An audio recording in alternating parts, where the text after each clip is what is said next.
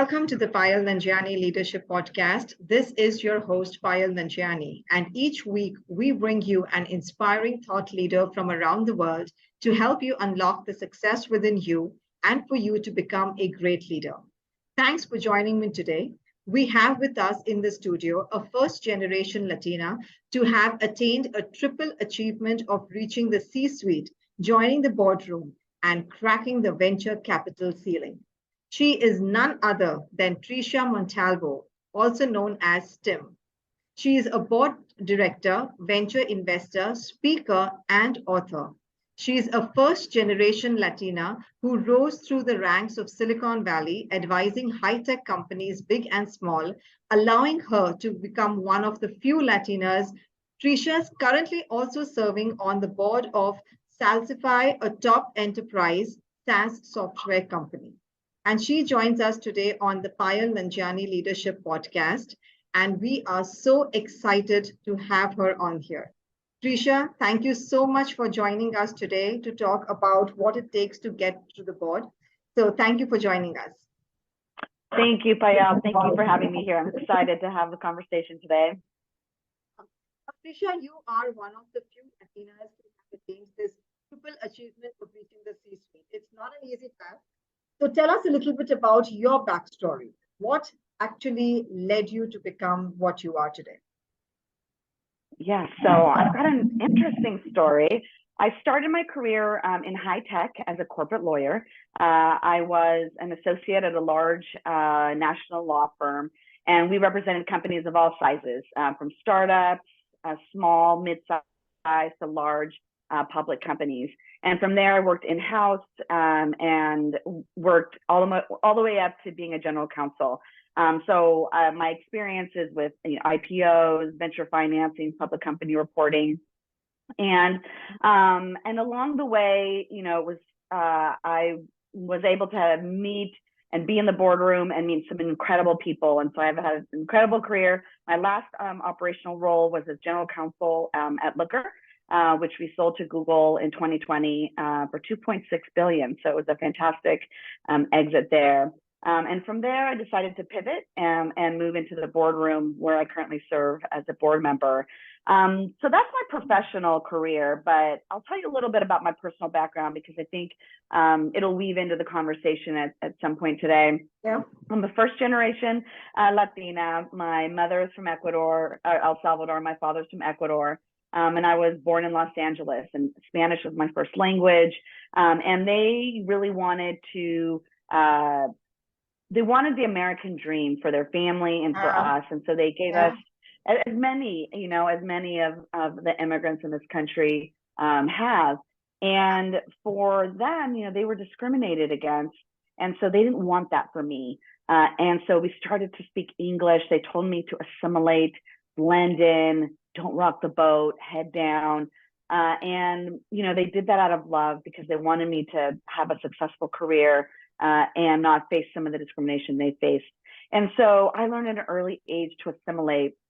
And while in some ways that might have gotten me some success, in a lot of ways it was a disservice because I lost a sense of myself along the way. I lost my heritage, and blending in and trying to fit in and changing who you are and not showing up as your full whole self really has its consequences over time. So that's kind of the journey I've been on, and over the last several years, really reclaiming that identity and really encouraging others to bring their whole selves to work. That is so well put, Tricia. When you said about fitting in, so I am also, an immigrant into the United States, and like with my parents and everything. So as a first generation myself, as an American, the first generation myself, I used to always try to fit in. Initially, I used to feel I should be a part of everyone rather than being my whole self, and then you get distributed because then that becomes your habit. And then you want to become a part of everybody's life. And that's just, that's just so draining on you. So I'm so glad you pointed that out. But tell us a little bit about that fitting in aspect, like you said. A lot of us, even if we are not, an immigrant, or even if Yeah, we just try to fit in. It just becomes a yeah. part of our DNA, regardless of who you are. Let us talk a little bit about that. Yeah, I think you nailed it right there, which is it's a human desire to belong and it's a sense of belonging. We all want to fit in. And no matter whether it's race, ethnicity, gender, a learning disability, sexual orientation, religion, there's all number of things that identify who we are. And for whatever reason, we feel that we can't bring that part of ourselves into the room, whether it's the culture, the media, the conversations, the people in the room. We fear that we may not be accepted. And so we start downplaying that part of ourselves because we think that it might not be well received. And it's exhausting, as you mentioned. It's physically exhausting. Like for me, for example, I thought, curly hair was not professional. So I would straighten my hair and, I would try to play golf, even though 18 holes is too long for me, I still play golf. But 18 holes is really too long. really long, and so we do these things to be accepted. And also, not only is it not good for our own emotional well-being, it's not good for business. Studies show that in employees that are engaged and bringing their whole selves to work do better. They retain their employees, and I think there was a recent study that said companies that don't create a sense of belonging and inclusion leave $2.3 trillion on the table. So it's not good for business. Oh my goodness, God, that's so bad. Oh wow. But I'm so Yeah. glad you brought this out in this way, because we, like I said, we all try to fit it, right? So, and that's what I see a book behind that says embrace the Yes. power of you. And Yes. that's the book you've written, right? And Yes. just to say us a little bit about you, because we just finished off talking about fitting in, and like you said, it's always better to create your own identity. So, what led you to this book, and what is it about? Yeah, thank you. So yeah, I just published this book, Embrace the Power of You, Owning Your Identity at Work. And it's really it's a book for anyone who feels like an other in the workplace. And as we've talked about, feeling like an other can show up in a lot of different ways.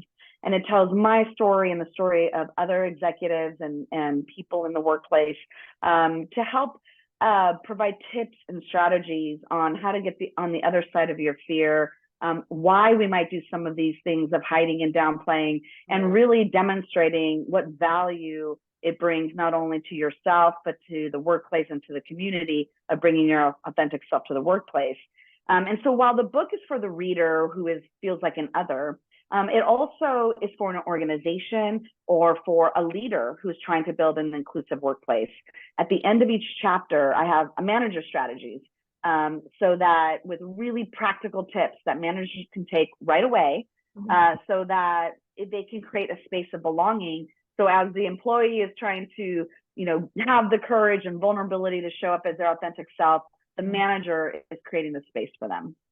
That's incredible. You've worked along with so many leaders, and you've seen so many, had so much experience. Do you think everyone, each of us, is cut out to get into a C-suite role or to get into the board? I don't think everyone's cut out to be in the C-suite, and I don't like think when that's you a said bad that. thing. I like when you said that, because when you speak with when I hear these motivational speakers, they're like, oh, you can just do everything, and I'm so glad you said no. Everyone is not cut out. So I wanted to rephrase that and put it in a more sharp way. Yeah, I don't think it's a bad thing. I think we all have our gifts that we bring to the table, and some of us are leaders, and some of us are emerging leaders, for sure. But some of us bring other gifts to the table. Right. And, I know that there are people that are subject matter experts and like to be individual contributors, and don't want to manage people or don't want to think about something broader than their specific expertise. And that's wonderful. We need those people in the room.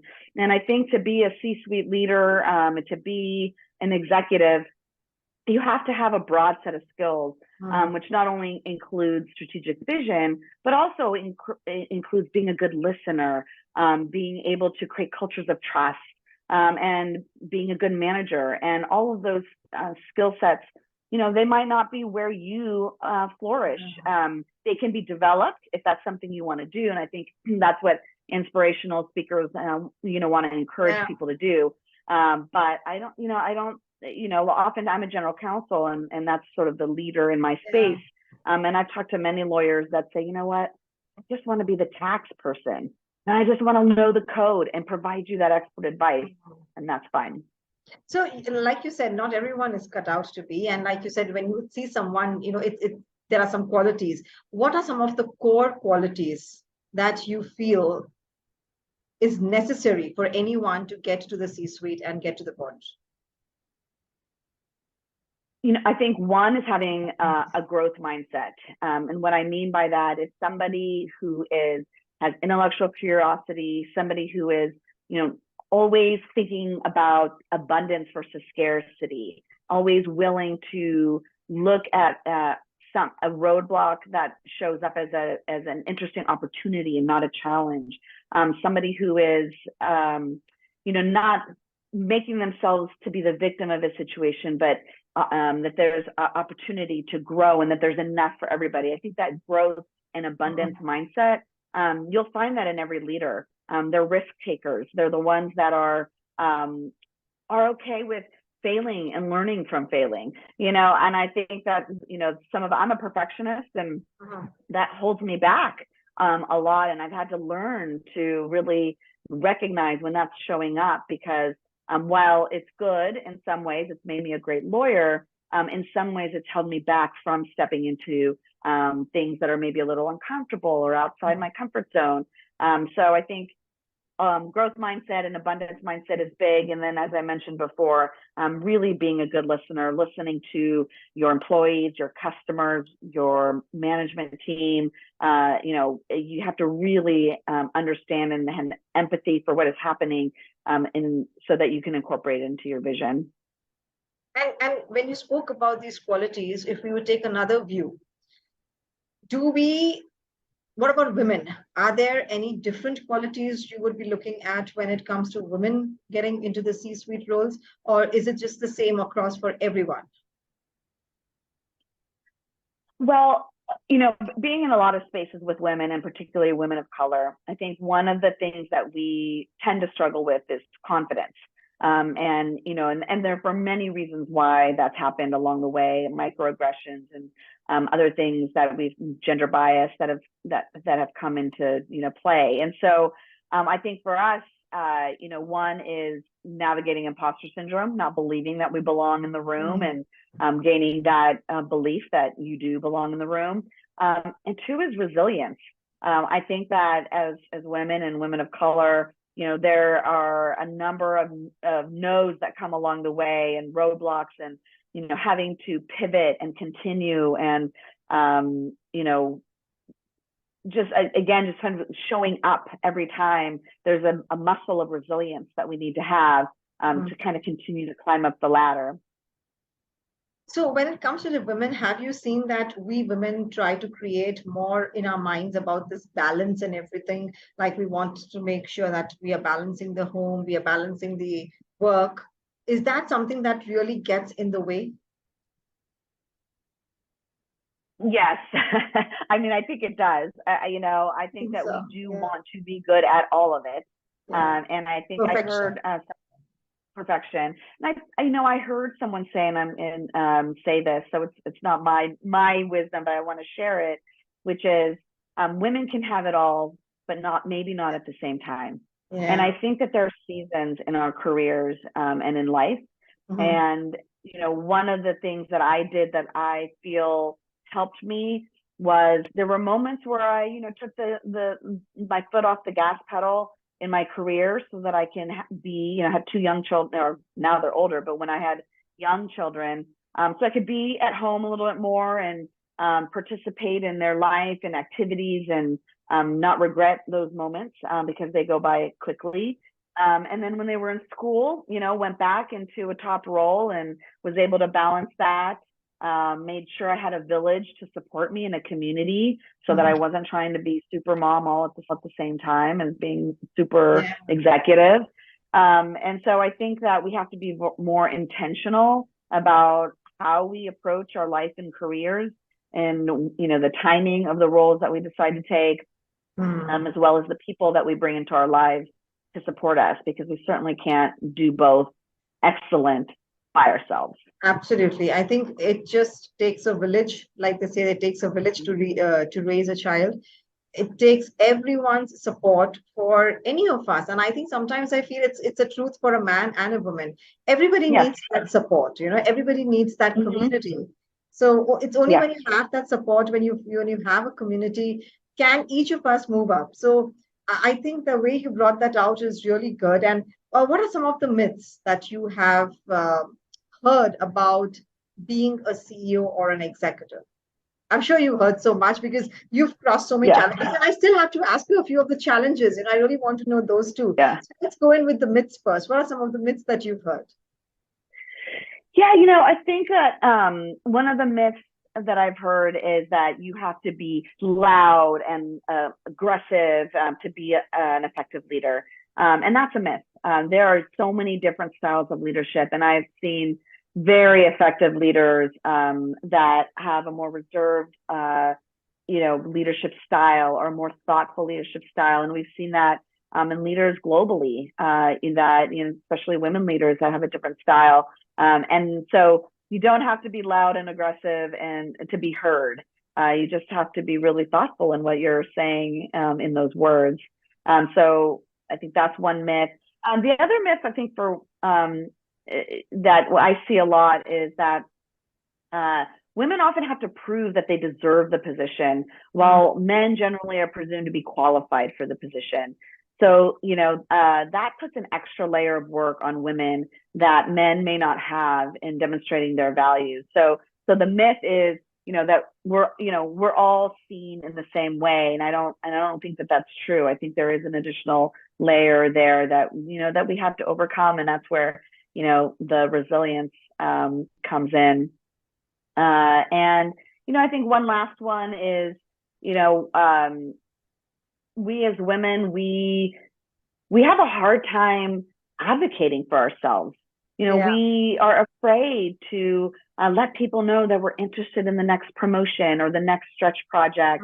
And we wait for someone to recognize our hard work. I was one of those women. I thought if I just sat down in my desk every day, showed all of my perfect work, that someone would tap me on the back and say, hey, you're amazing. And that's not, sometimes that works, but oftentimes is, making yourself seen, advocating for yourself, and not waiting for permission or to be recognized. And men, frankly, do a better job of creating those relationships, and advocating for themselves.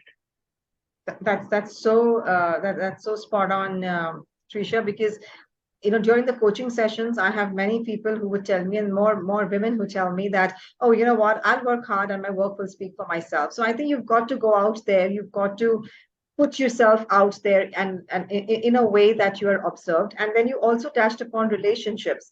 And I've been reading about you that you're very big on building relationships. What are some of the ways that you would suggest people should build good relationships in and outside their industry? Yeah, building relationships is something I really think is critical. Nobody taught me that. Again, I'm first generation, into the corporate space. And so I had no playbook. My family didn't know what the rules of the road were. I didn't have a network or friends. And I think there's a big difference between networking and building relationships, because building a relationship starts immediately. It's with everybody it's with everyone you meet along the way, and it's nurturing those relationships over time. And every opportunity that I received was because of a relationship that I had created years, even decades prior. And it's not just, calling somebody up 10 years later and say, remember me? That's not going to work. It's going to be, genuinely and honestly having lunch with someone, checking in on them, and helping them. That's the other thing. You shouldn't always be the person like asking for help. You should say, how can I help you? What can I do to advance your career, to provide you an opportunity, to mentor somebody, to, when you start helping and giving of yourself, people will remember that. And when it's your turn for needing support or an opportunity, they'll be there for you. I think we miss out on this aspect a whole lot. We are so busy with our every single day work. We are so busy with just going from one meeting to another. I have had so many people who just forget that there is a relationship side of your work which can take you ahead. And it's not just manipulative that it can take you ahead. It's just you feel good when you do for someone else. Like you said, it's about what's in it for the others rather than what's in it for me. So I think that's a great advice. I know you have so many nuggets that I still want to ask you. What's the best advice to people who want to succeed? What would you say? My best advice, I would say follow your passion. I think that oftentimes we're told, whether by our family or by our professors or by our managers, or maybe you got a certain degree and now you feel like, well, I spent all this money and time on this degree, I must do this thing. And you spend a lot of years not necessarily doing what you enjoy to do. And I think there's I always get asked like work-life balance and spending too much time. One of the things I've realized is when you're working on something that you love, you don't even notice the time going by because you love doing it. Absolutely. And when you find yourself in a job or in a role where you dread the Monday, or where you're like every hour is, really difficult, you don't like what you're doing, you have anxiety about the project, maybe that's signaling that that's not the right role for you, and you will enjoy and build and innovate and grow in the things that you are passionate about. And so I would encourage people to explore that. Notice what's happening in your body when you're, working on your project. Is that something you really love doing? Or there might be something within your company or outside your company that might be interesting. Wow, that's great. So with all these pieces of advice and it's such a great conversation that I'm having with you, I want to get into our next segment, Tricia, which is leadership rapid fire. Okay. So ready for it? Whatever comes to your mind, you're going to just say it spot on. Okay. Let's see how this works. Okay. The first one, and we spoke about this one, is the biggest leadership myth you've heard. Yeah, I mean, we did speak about it, about being, loud and aggressive. I don't think that we need to be. And I think that the other myth is that leadership looks a certain way, not just loud and aggressive, but a certain demographic or profile. I can't tell you how many times people are surprised when they ask, about what I do. And I'll say a general counsel, board investor, venture investor.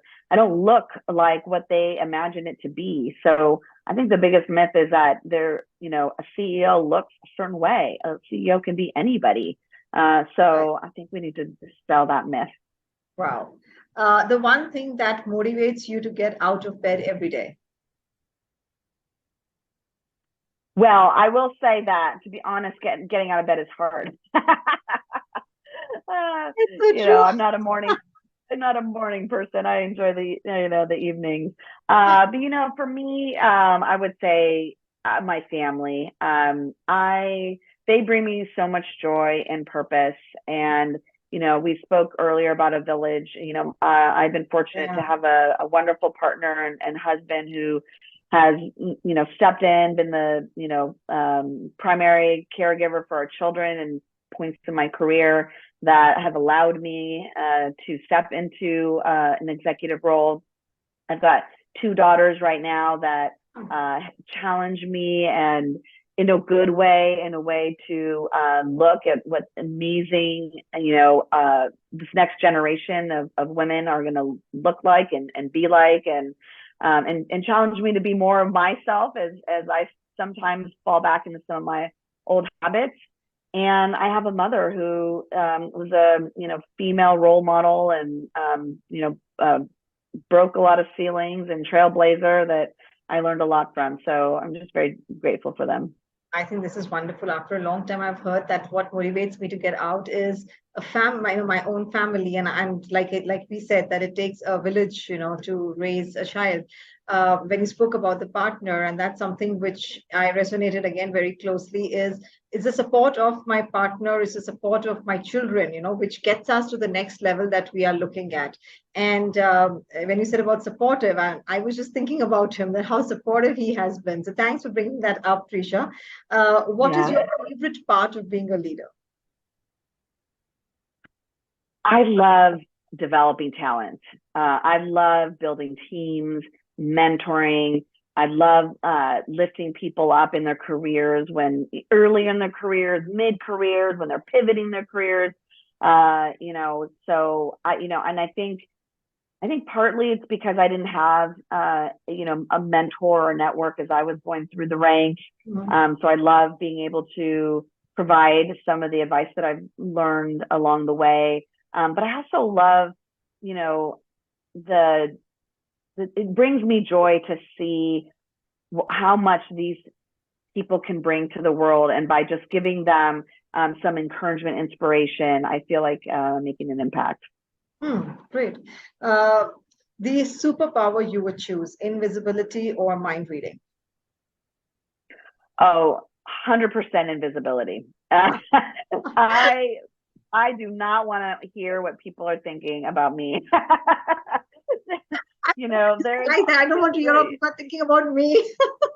I don't want to hear what people are thinking about me. There is so much chatter in our minds, not only about me, but like whatever they're thinking about. Our minds are so full of chatter and questioning and doubt, and I don't really want to hear about that. So and our own mind is so full of chatter. Imagine if we can hear somebody else's. I'm like, oh my goodness. Can you imagine how loud that would be? I mean, we'd have to really meditate to get it out. Like, I don't know. Oh my God, that would be hilarious.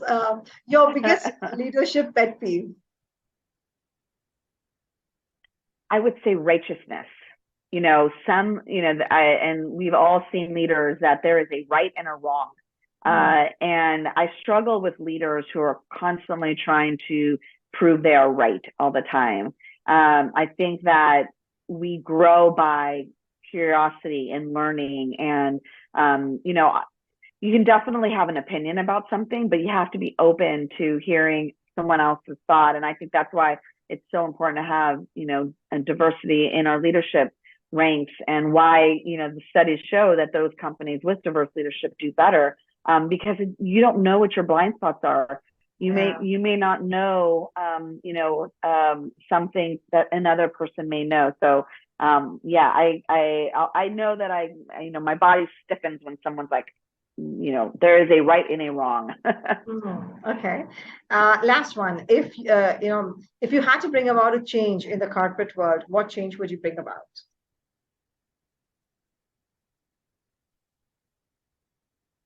I would say that I would love to have seen us do a better job of being more diverse in leadership back in time. Right now we're struggling to try to increase the diversity in leadership right now, and it's hard, and there's a lot of work to do. We all do better with diverse leadership, and as a result of not having that for decades, we are not building and creating products and services to serve underrepresented communities. And so it's a trickle effect. By having a lack of diversity at the leadership level, we are not really serving all communities. And that's sad that we're losing out on some of that. So I would love to have seen more diverse leadership decades ago. I think that's some incredible conversation we've had, Tricia. I so enjoy speaking with you, and I'm being really honest. It really was great speaking with you, and we had so much of fun, and you shared fantastic nuggets from your experience. Thank you. Thank you. It's such a joy to be here. Thanks for having me. Thank you. And this one's for our listeners. This is Tricia Montalvo and Payal Nanjiani wishing you loads of success. God bless. Bye bye.